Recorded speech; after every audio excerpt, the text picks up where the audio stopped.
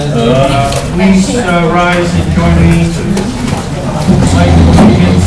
I say, I pledge allegiance to the flag of the United States of America and to the republic for which it stands, one nation, under God, indivisible, with liberty and justice for all. Everybody, to the December 18th meeting, Cumberland County Commissioners Workshop. And take this opportunity to wish everybody and their families and their loved ones and friends and neighbors a happy holiday season and a 2015 that rocks. So we'll call this meeting, just call it to order and open it up for public comments. Hearing none, seeing none. Item number 4, press release and presentation of Pennsylvania Association of County Administrators, MHDS Innovation Award to Sue Carbo, Sylvia, and Commissioner Cross. Please come forward. Two of you.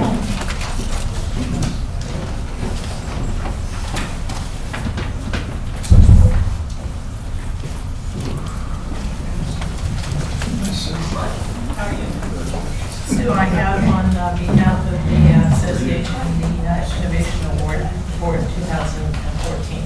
I will hand you that, and I will read the certificate of special recognition from the commissioners. As director of Intellectual and Developmental Disabilities Program, this award is presented by the Association of County Administrators of Mental Health and Developmental Services. The award recognizes extraordinary, creative, transformative initiatives to sustain improvements in the oversight, administration, or service delivery of mental health, intellectual disability, or early intervention system. You have been outstanding. We know that. We are saying this, that you have been instrumental in the implementation and success of the Pathways Academy program, designed to help people with intellectual disabilities learn the skills they need to live on their own within the community. Your service, I can't say enough. What you do each and every day for the community, for the county, for all of us. Thank you very, very much.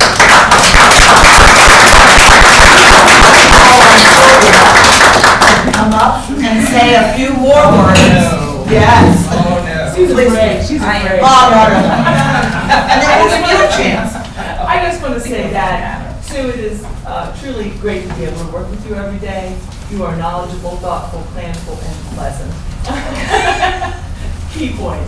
And probably most important, you really are thoughtful and really focus on core values and what kinds of things need to be developed so that individuals can gain the skills that they need to be able to live successfully in the community. So I want to thank you for that and also congratulate you for that. Thank you. Any ideas, comments? Well, I just want to also acknowledge my provider partner, UCPS Central PA. They are the provider that is actually working in their home with the individuals and doing an excellent job at that. Our first class is in their 10th month, and they are starting to work on moving out of the home, of the academy, into their own apartments. So we're excited about that. That's the last phase of the program. And I think it's going to be successful. These guys are doing great. And we're looking to put the new class in there probably April, May. So this time we may try a group of girls. That's great. Well, yeah, congratulations. Thank you. Thank you so much. We're going to get a photo. Okay, Sylvia, come on. How about in there? All right, are we ready?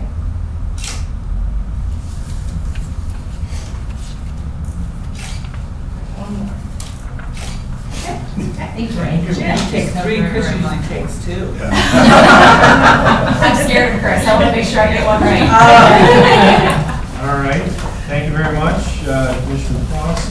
You can stay up there, and Patrice Pickering talked about a press release and special recognition of Kelly Crawford for 2014 Regional Homeless Advocate of the Year. And again, tremendous service to the community. These are great programs back to back. Congratulations. Thank you so very much. And I will read this also. Pretty Receiving the 2014 Regional Homeless Advocate of the Year Award for Pennsylvania Region 3. The award is presented by the Pennsylvania Education for Children and Youth Experiencing Homelessness Program. It includes Adams, Cumberland, Franklin, Huntington, Juniata, Mifflin, Perry, and York counties. As a case manager with the Homeless Assistance Program for Cumberland County Aging and Community Services, you have worked tirelessly with families to face extreme crisis to ensure their needs are met. You continue to educate yourself so that you can provide better awareness for the valuable resources that are available to the families. Many of the clients, and this is so important, keep in touch with you, which is a true statement of your efforts for the families and for the service that you give in the community. On behalf of the Board of Commissioners, thank you so very, very much.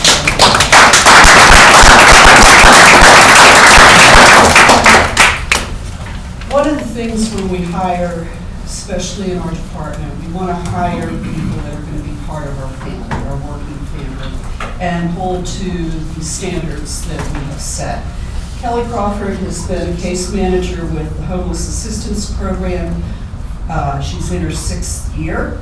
She was hired for her communication, problem-solving, and case management skills. I have seen her professionally develop into a vital community resource and county employee.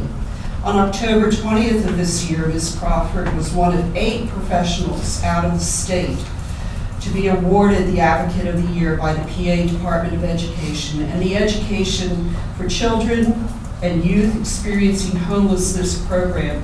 And today we have Sonia Pitsy from Region 3 who has come to recognize again this great achievement. Ms. Crawford has become so much more than a case manager. Last year, she provided rental assistance to over 1,073 people, not to mention triaging 1,000 phone calls she receives within a year. She assesses individual and family crisis, develops budgets, improves basic life skills, coordinates with other resources, and she advocates for her clients and builds the sustainability plans. She provides tools to help lift families and individuals moving forward and towards more successful lives. That's what we do on the 3rd floor of Minerva Mills. It is an honor to work with Ms. Crawford, and Cumberland County is blessed to have her on our team.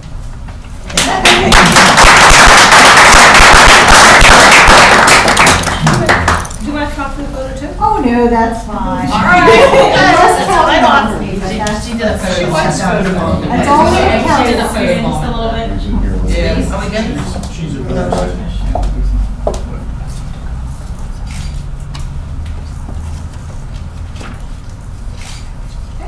Thank you.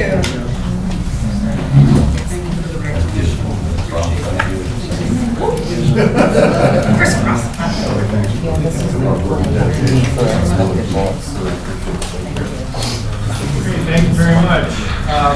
We're going to insert 2 items that are on the agenda first, Commissioner Cross. And I'm going to acknowledge the receipt of the Marine Corps Reserve Commander's Award. The United States Marine Corps Reserve is proud to recognize Cumberland County Courthouse for outstanding support of the 2014 Toys for Tots. All of you that have contributed as a Marine Reservist retired, thank you so very, very much for supporting this program. And the other item is we would be remiss if we didn't recognize the 2 very resplendent Christmas ties that are in the audience. And I call on Mr. Al Whitcomb and Mr. Terry Barley, please. Al, you can see. Terry, could you stand up, please, and share? There you go. Gentlemen, outstanding. Thank you. Moving on to item number 6, Dana Best. Terry has one for every day of the month of December. Terry is the Minister of Neckwear. Review of resolutions 2000. Ask Dana. It's like, We're getting to the budget here. it's like the MasterCard thing, it's priceless. Review of resolutions 2014-34, 2014-35. Dana. Workers' compensation is requesting to increase expenses by $250,000 for the expenses of the program. Hotel taxes increasing revenues and expenses by $586,734 for actual collections and expenses and the year-end accruals. And criminal justice planning and IP programs is increasing expenses by $2,000 for treatment courts. Do you have any questions for Dan? Hearing none, we'll move on and call on Lisa Grayson for item number 7, discussion of capital project request, comprehensive record management system. The program that we're getting is a brand new program that will take over all the software we currently use to run the registered wills and clerk of workings court. We have not replaced our software since 1994. I can't imagine any of you still using computers from 1994. So you can imagine how antiquated our system is. Along with the program, we're able to save money by using the SAN system that was approved, using some of the space on that instead of having separate space, so we're consolidating the work in that program. We'll be able to get rid of 3 printers and a copier and replacing it with 1 copier printer. So we're going to be slimming down our hardware as well. And I think we're the last office to be using AS400, so we'll be getting off that system, and that system will go away, saving the county $5,000 a year in maintenance costs for that. Mark out. I'm sorry, the total request is? We get on my numbers.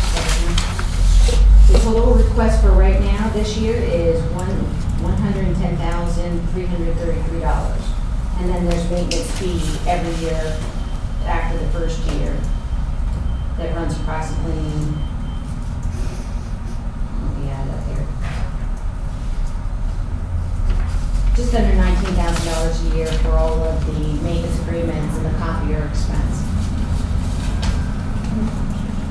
And so we'll be looking for approval on that next meeting.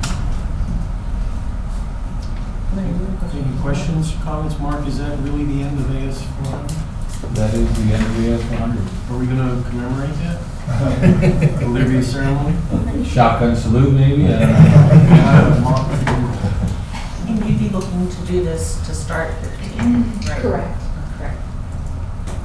Okay, so just so I understand, Lisa, that the 110,000 is part of the $180,000 total cost? That's correct. That $180,000 is 5 years, the total 5-year cost. And then after that, it's just a maintenance cost, price to be determined. But in other counties, when their price is adjusted, it has not adjusted much. So essentially what we're going to be considering on Monday is the $110,000. Right, the initial purchase in the first year. And then after that, we'll be looking, because we don't bring enough in our office to cover the entire maintenance fee for each year. But that we would be going to the records improvement fund that would fall under that category. Not the general fund. Yeah, so, Okay. Any other questions for Lisa? Thank you, Lisa. Turn it over to Sandy Moyle for contracts and agreements. Sandy, take it away. Thank you, Mayor. Good morning, everyone. The first item on the agenda for Aging and Community Services has been removed from today's agenda, so we'll begin with Children and Youth Services Agreement, and I'd like to call Wendy Helder to discuss the seven Children and Youth Agreements. Good morning. The first program we have is Delphi Village. You will note that 2 of the percentage increases are 4%, the others are all 2 or under.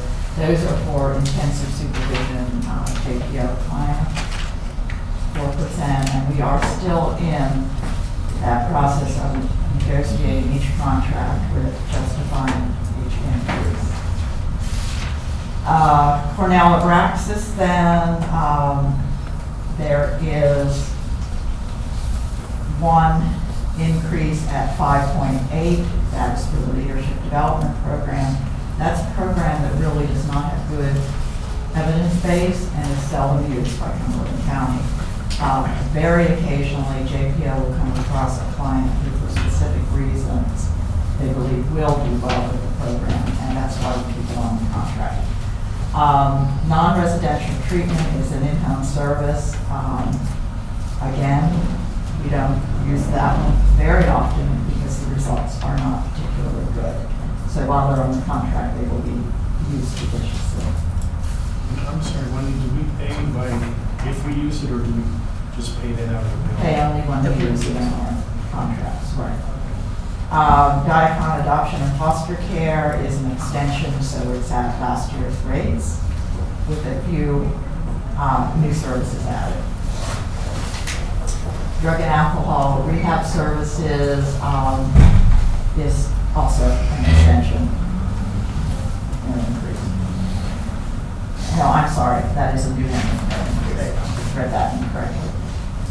Family Care Services is a foster care agency, and their increases are all right around 4%, but if you look at their 14-15 rates, they are very reasonably priced as compared to others. They're in the lower range even with that increase. Youth Services Agency, this is their first increase since 07-08. And what they cited for the rather large increase listed there are healthcare costs, fuel increases, liability insurance, salary, and they sent their actual spreadsheets to justify those. So we felt that that was a justifiable increase. And then finally, Edison Court is a new service. President, questions? Where are they? Edison Court, northwest Pennsylvania. I'm not sure of the exact town, but it's up in the mountains of the northwest. I know it's one we haven't seen. Any other questions for Wendy? Thank you, Wendy. Next, I'd like to call on Lynette McCullough to discuss 3 agreements and a trust payment received for CNRC. Lynette? Yes, we request approval for the Department of Veterans Affairs revenue contract. It would be starting retro back to July of 14. It would be increasing the rates 3.7% from the 12-13 rates up to the 14-15 rates based on the medical assistance rate, and then VA gives us 20% more than that. So it is that 3.7% retro back to July. The second is the credit application for Lamar for the billboard advertising for the short-term rehab advertising for January. The contract has already been approved. This is the credit application. The contract is, The contract's done. Who did the contract? this is just the credit app, They want Oh, the credit okay. application. All right. okay? No, the sales bill. Yeah, I thought we did it already. That's okay. The Latorque View Community Center is the catering contract for the VIP open house for January 14th for the new rehab unit, and this would just be for the catering. The fourth one is the request of the commissioners to accept the trust payment. Wilmington Trust is needing signature that they can request the payment from M&T Bank to Claremont Nursing and Rehab Center, accepted by the commissioners on behalf of the Evelyn T. Brenneman Trust. And that trust payout would be $215,243.60. Any questions? When is that supposed to happen? As soon as we get the signatures signed, then the request goes to M&T Bank, and they cannot necessarily guarantee that the payment will hit in December as far as the cash, but it will be being released as soon as they get the paperwork. And what account does this go into? It would be going into the Claremont statement savings account at the treasurer's. Is that what you mean?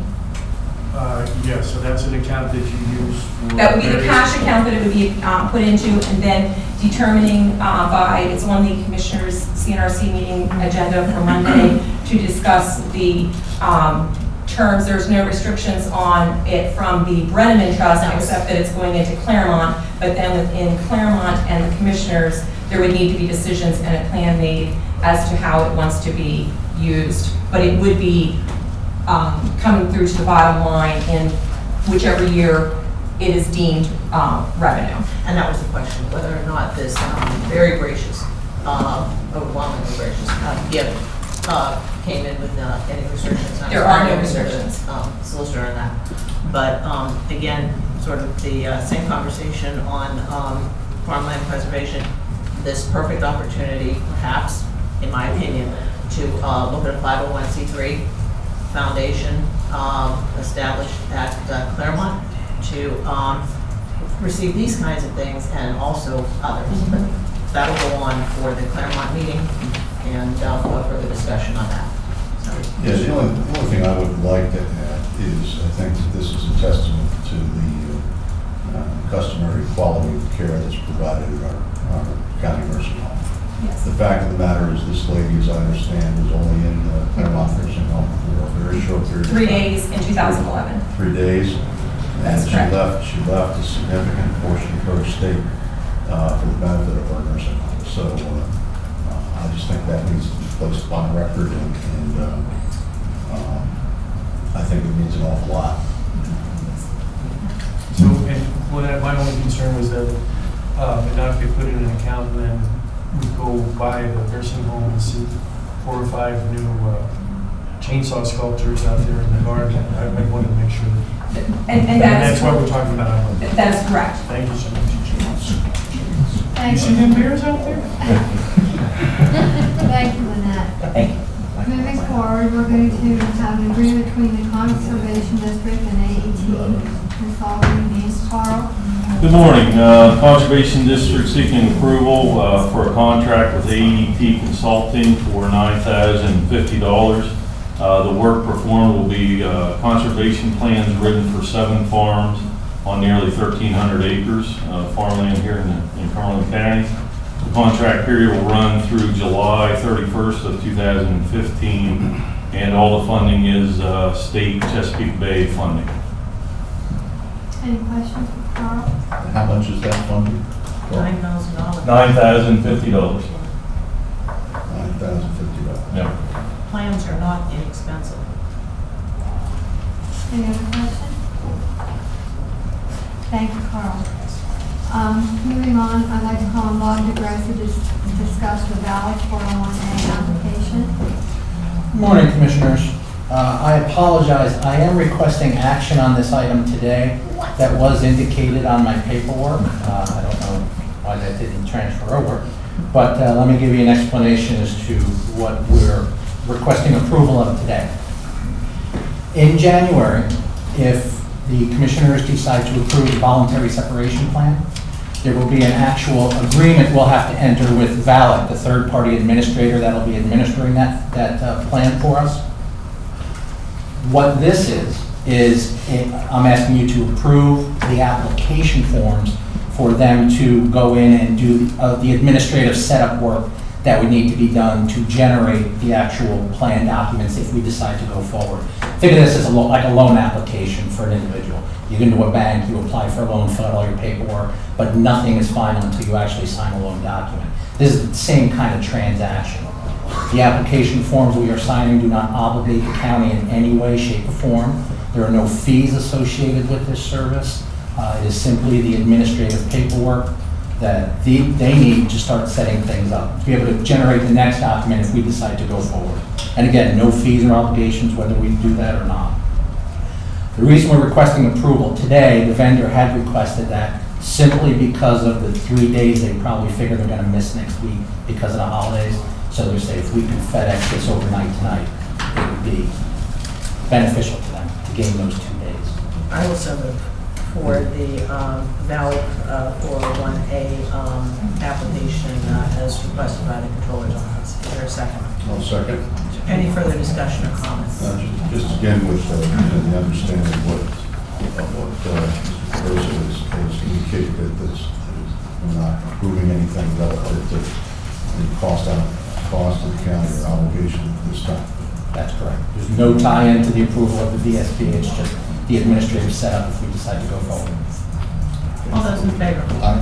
Any opposed? I have a question for Bob. Yes, sir. Bob, did you make it into the lasagna on Monday? I did. All right, as one of the few people who work for the county who has the last name ending in a vowel, wanted to get your opinion on the lasagna. It was pretty good. Pretty good? It was pretty good. It met my approval. The meat lasagna, I didn't touch Division. I can only speak for me. Thank you, Bob. Thanks, Bob. Moving on, Beth Tornak is going to talk about the ERP agreement with Kronos. Good morning. This contract is an addendum to the Kronos contract for the purchase of additional licenses and one-time fund for the use of public safety. The contract is for $23,137, of which $3,900 of it is a one-year maintenance and support. Any questions for that? What's the one-year maintenance support again? Did you say? The amount? $3,900. Thank you. Thank you, Beth. Thank you. Moving forward, we're going to have John Moss discuss the OTC grant. Yes, Commissioners, this is a grant sent to us by the administrative offices of Pennsylvania courts, and it's in the amount of $30,000. It's for security equipment and security upgrades at the local district justice offices, and the expiration date to use the funds is May 2nd, 2015. So I guess Monday, we just have to accept that grant. It's just for the district judge office. Yeah. Thank you, John. Can that, I'm sorry, can that be used to lock any of the district judges in? I'll request that. Thank you very much. Could you just look into it and let me know, please? Next, we have an agreement between IMTO and Appalachian Technology LLC. Mark Evans. Good morning, Commissioners. This is a new cost addendum to our contract with Appalachia for network assessment. We're just adjusting the scope of the work to include some external penetration testing, some security network testing, and make sure that we're safe and secure. How much is that? No cost for the change. The current contract is $3,600, but we're not adding any additional monies to the contract. We're just changing some of the scope of work. Any questions? Thank you, Mark.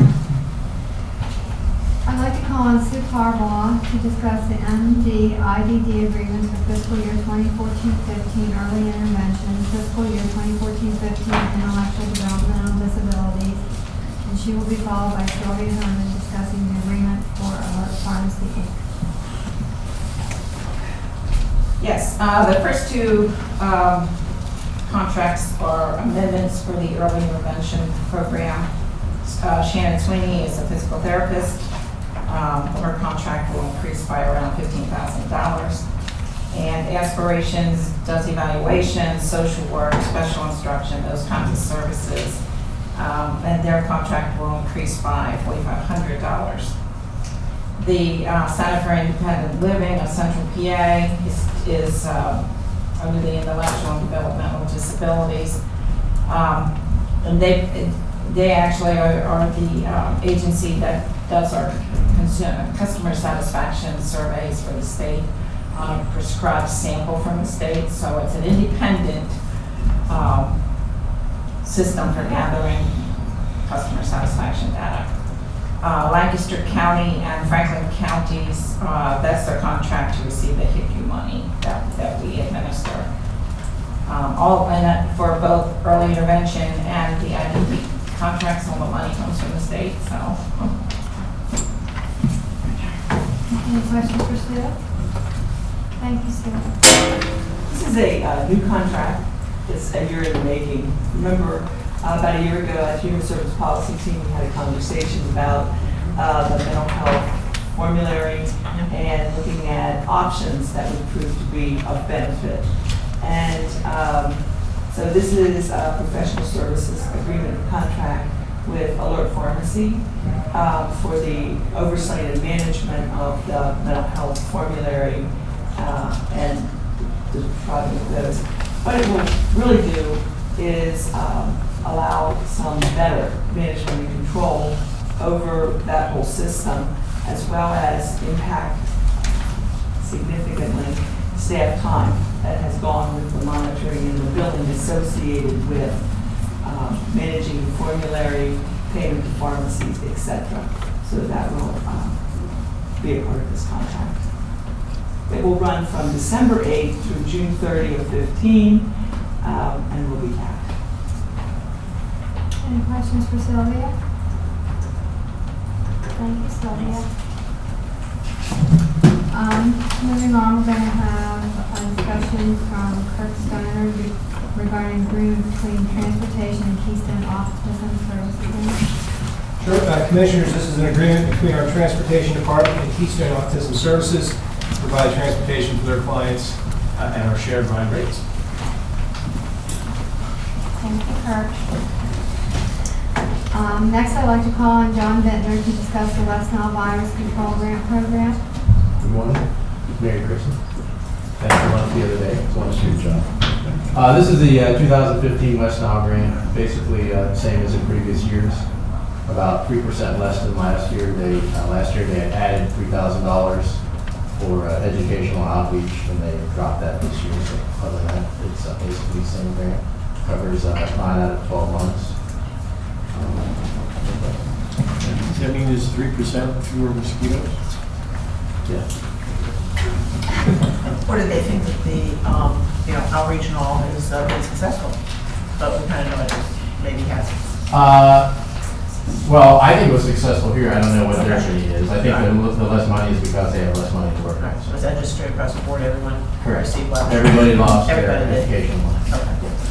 Hey, John, you don't know anything about stink bugs, do you? I avoid them. I found one hanging on this morning. They'll try to find a warm spot and stay there, and then when it gets warm outside, they'll avoid them at all costs. They make a great noise when you stand. Good box elders without the ogre. Thank you, John. That's all I have, Valerie. Okay, thank you, Sandy. Call on John Locke with 2 facilities management bid projects. Yeah, Commissioners, requesting authorization to advertise parking lot and driveway paving and line painting at the old jail. And also the same request for the Rittner property. Any questions, comments, or observations for John? I know that Rittner parking lot is a Volkswagen track, so Yeah, it'd be nice to get that paved out there. yeah. We're bidding that in zones actually, so that you'll have the ability to either award the whole thing or different zones out there. Okay. Either that or the county should open an alignment shop in next door. That would be good. We go over garage. Just have to drive I was gonna slow. say, just Larry, you just have to drive slow. garage. Slow down a little bit. Slow. No surrender. Instead of using speed bumps, that works effectively. Thank you, John. I assume this is going to be in the spring. Yes.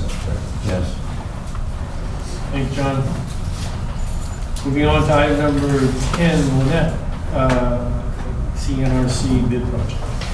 Yes, we are requesting the rebid for the authorization to advertise for milk and bread for Claremont for 2015. In the bid opening, which is number 11, there were no responsive responders or bidders. Questions? You want to roll into the next one?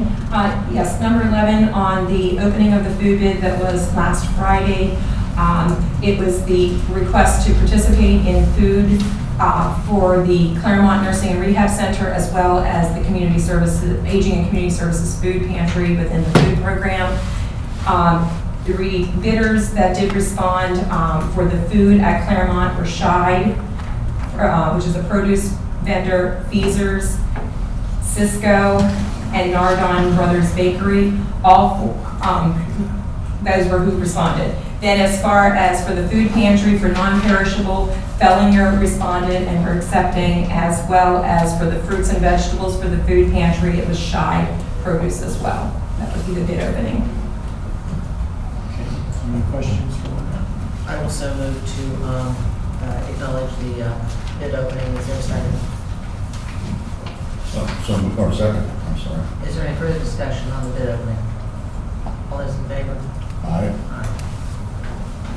And then the, and number 12 would be the award. All of the ones that I just referred to For Claremont Food, it would be Shy, Feezer, Cisco, and Nardon Brothers Bakery.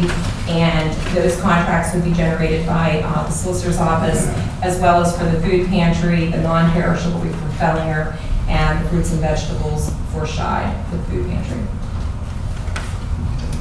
Thank you, Lynette. Any questions? Thanks, Lynette. We have a special guest, Deborah Figueroa from our sister brother borough government on a request for a letter of support for EPA brownfields assessment. Good morning.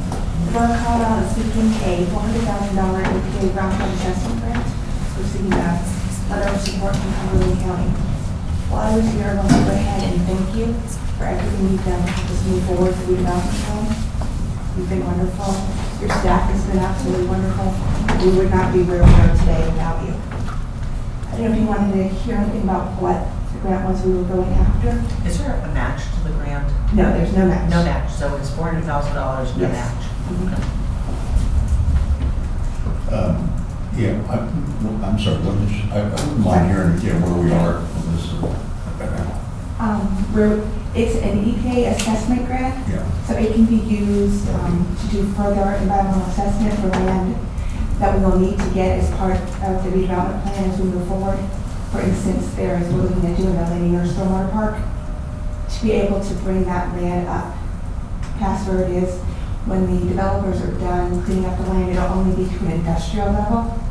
To clean it up further to, say, a park level, we might need to do further testing, further cleanup. This money will help with that. It can help with staff support. It can help us look at other brownfield areas in our city, in our borough, but also in the county and some of the township areas around us. So this can expand out from the borough?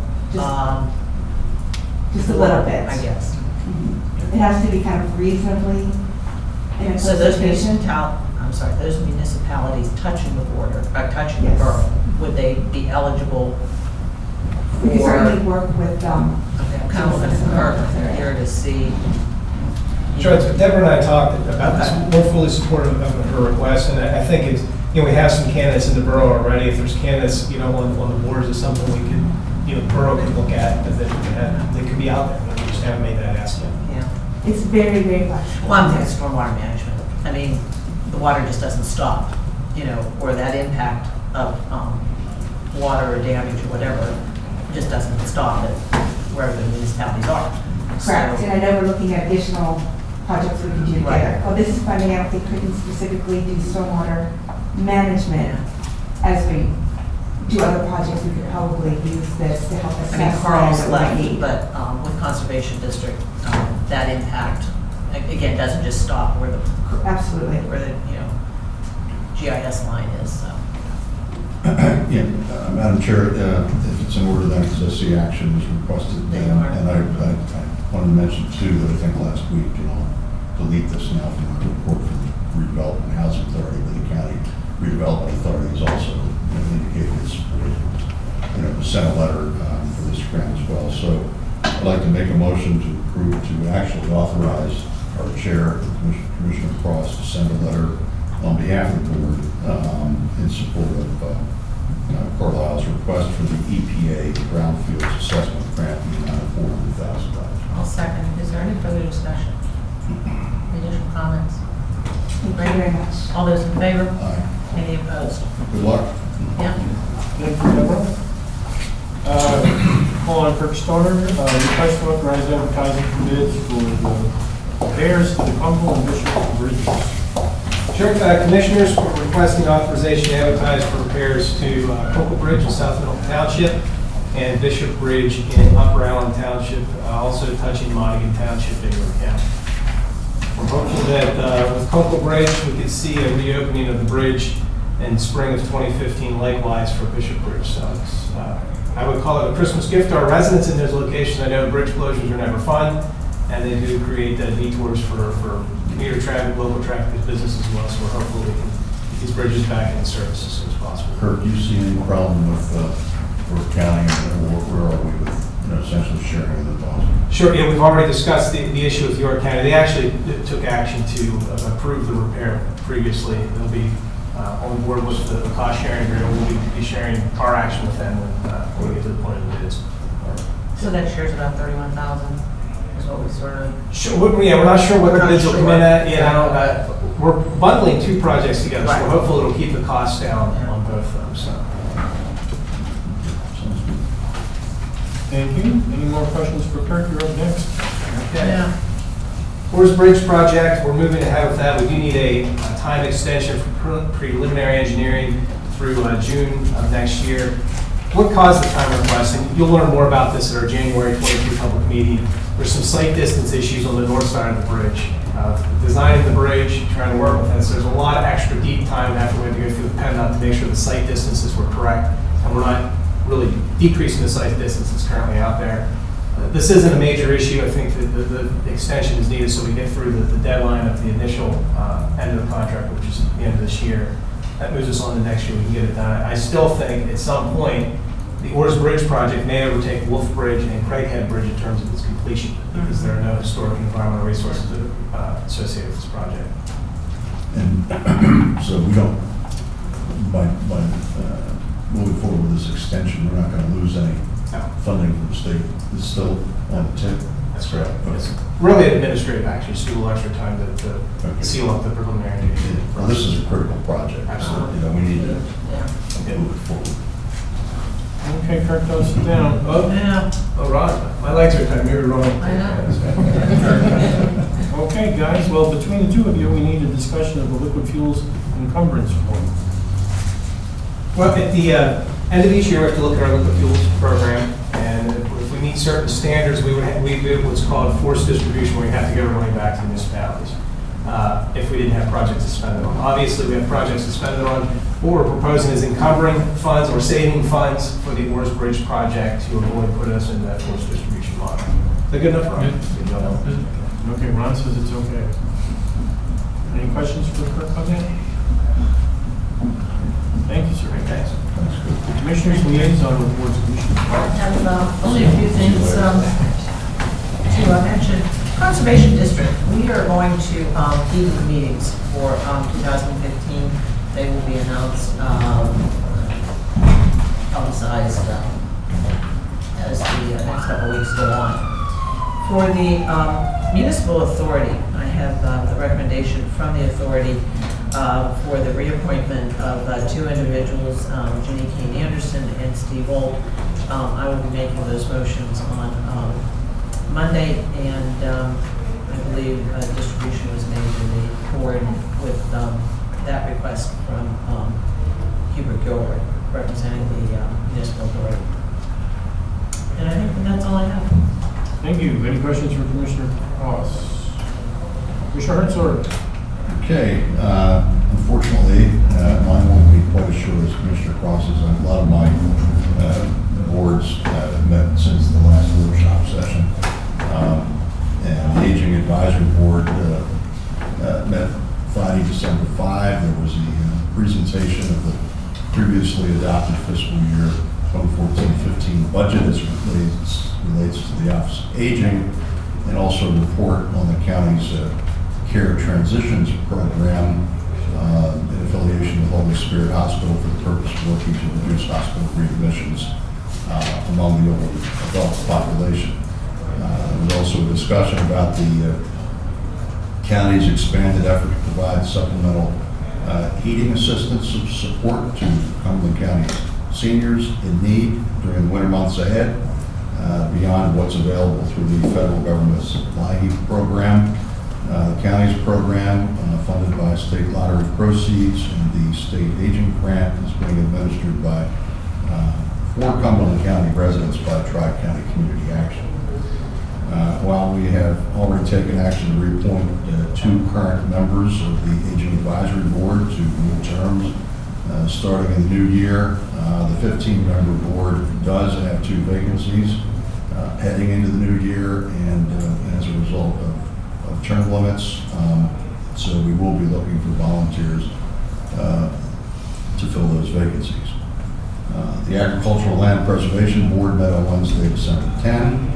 On behalf of my Commissioner colleagues, I presented a founding Agricultural Land Preservation Board member, Don Mowry, with a special certificate of recognition from the commissioners, thanking him for his 25 years of dedicated service in representing the developer and contractor community on the Farmland Preservation Board. And after a quarter-century of service, we noted that his legacy, along with other preservation board members who have served throughout the years, is 16,000 acres of prime farmland preserved in our county. I believe there's a press release attached that hopefully will be available. Maybe hopefully the print media might be interested in picking up on that. In the meantime, the Farmland Preservation Board interviewed Richard Leatham of Mount Holly Springs, who was interested in replacing Don on the board as the developer contractor representative. A previous resident of Florida, Mr. Leatham oversees all land development activities for S&A Homes in the Capital and South Central Pennsylvania regions. He's been with S&A for the past 4 years. He's an active member of the Harrisburg and Pennsylvania Builders Association and is the current vice chair of the Mount Holly Springs Borough Planning Commission. And after the interview, the Farmland Preservation Board voted unanimously to recommend to us Mr. Leatham's appointment. Also, the board is recommending the reappointment of Kingsley Glasgow to a new 3-year term on the board, as they also voted to recommend the reappointment of Vince DiFilippo to continue as chair of the Agricultural Land Preservation Board in 2015, which under the law is the responsibility of the chair of the Board of Commissioners, but I believe in the past we may have taken action as a board to make that recommendation to the chair. In any event, on Monday, I'll be moving to appoint Mr. Leatham to fill the developer contractor vacancy, the reappointment of a member of Kingsley Glasgow, and to recommend the chair's reappointment of Vince DiFilippo as the chair of the Agricultural Land Preservation Board. In other business, there was a discussion of the farmland preservation budget for program year 2015 and the status of our discussions as a board of commissioners on that matter. I told them that the best that I could discern from our adoption of the 2015 budget was that there was an agreement that we would allocate $40,000 from the general fund in combination with $100,000 from Act 13 Marcellus Shale revenue, along with $50,000 in clean and green rollback revenue, $41,827 from Horn Vapor IPA, and $8,250 in the private donations that were made for the Farmland Preservation Program, which would allow for a total county certification of approximately $240,000 for the 2015 program year. And as we all know, we must act to certify our county's 2015 contribution before the end of next month.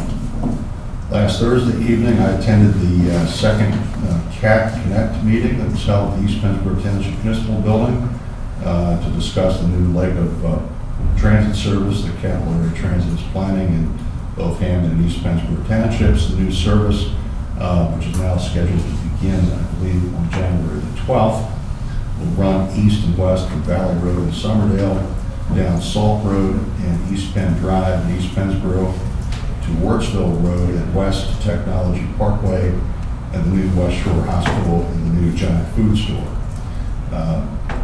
Initially, this is primarily designed as a commuter employee group that connects with other CAT service to downtown Harrisburg.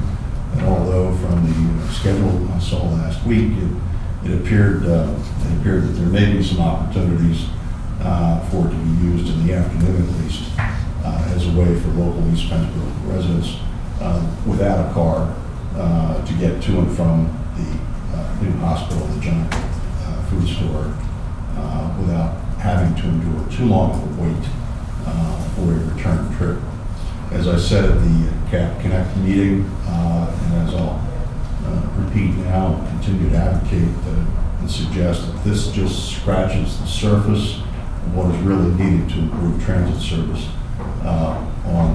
in the more populated area West Shore. Also, last Thursday night, I attended the open house at the Upper Allen Township building. It was conducted by our planning department to brief residents on preliminary plans to repair and reopen the Bishop Bridge, which Kirk mentioned here this morning. And I think what's important about that is instead of the previous estimate of more than $500,000, that would be necessary to fix that bridge. Our bridge engineer has come up with a kind of unique plan, which is really interesting, on how they can address this and eliminate the structural deficiencies at a cost of somewhere in the neighborhood of $62,000. And also a project hopefully will permit the bridge to reopen sometime in the early part of next year. But that 62 is divided. Yeah. So we don't bear the whole cost of that. Right, and Commissioner Hope from York County was there, and I kind of leaned on him. Yeah. Okay, but I think they're, from like. And the impact, well, we have 6 residents sort of Yeah. on, I don't want to say our side of the bridge, but those county residents, I believe, Yeah, about 6 properties. There are emergency response concerns with respect to that, and I think that the fire chief there, Jim Solder, did a good job outlining, again, the need for this bridge to reopen as soon as possible. Let's see. I attended, as did our chief clerk and our director of planning, last Friday's Cumberland Area Economic Development Corporation Policy and Planning Committee meeting. There was a significant review and discussion of new strategies and proposed action steps for economic development and reuse and redevelopment in our county. As there was also a presentation from Penn State Extension Associates, Walt Whitmer and Bill Shuffstall, regarding economic data that they've collected and analyzed with respect to our county's current economic status. And as I think Larry would concur, the wealth of data produced by the Penn State folks sends an assortment of messages. We continue to enjoy one of the lowest unemployment rates in the state, hovering just over 4% at the current time, well below the state and national unemployment rates. Employment growth in our county over the past 10 years has been relatively slow compared to the rest of the state, only about 2%. But I think part of the reason for that, and I think this is an important point, is that there's been, according to the data, a 4% reduction in jobs in government and government enterprises in the county. Government-related jobs at our region's federal military installations and the state government still provide the most jobs for residents of our county. And I think that's something that we sometimes forget, is the impact on our entire economy with respect to public sector employment for the residents of our county. Anyway, some interesting stuff and undoubtedly worth some further analysis. The county's Housing and Redevelopment Authority boards also met last Friday. Regarding the board itself, on Monday I will be requesting the reappointment of Lou Martin for a new 5-year term on the Redevelopment Authority. There is currently a consumer vacancy on the Housing Authority board. I understand that we will hopefully have someone who receives services from the Housing Authority who will be available to fill that vacancy hopefully next month. Terms are expiring for several members of the county's Affordable Housing Trust Fund Board. Housing Authority staff is recommending the reappointment to new 2-year terms of the following individuals: David Barrick, Ted Harold, Michelle Crowley, and Eileen Isle. And unless there's an objection, I'll be making a motion for those reappointments on Monday as well. I attended Tuesday's regular meeting of the Cumberland Area Economic Development Corporation. There was a discussion regarding the county budget, as I anticipated there undoubtedly would be, and the level of county funding support for CADIC in the new year. I expressed that it was my understanding from the budget, although, again, if you look at the 270-some page document, you won't find it. But I expressed that my understanding from the budget and budget discussions that KDIC was in line to receive the same level of funding it received last year, which was $40,000. And finally, yesterday morning, I was pleased to join my colleague Commissioner Cross for a breakfast meeting at Holy Spirit Hospital, where we heard from Sister Romaine and Frank Trembulak of Geisinger Health about the new joinder between these two entities. I think both Barb and I came away with a good feeling that the marriage with Geisinger should reap benefits for the continued delivery of quality health care services in our county, with a renewed commitment to maintain Holy Spirit Hospital's high level of care. And I would believe that that should be good news for Holy Spirit employees as well.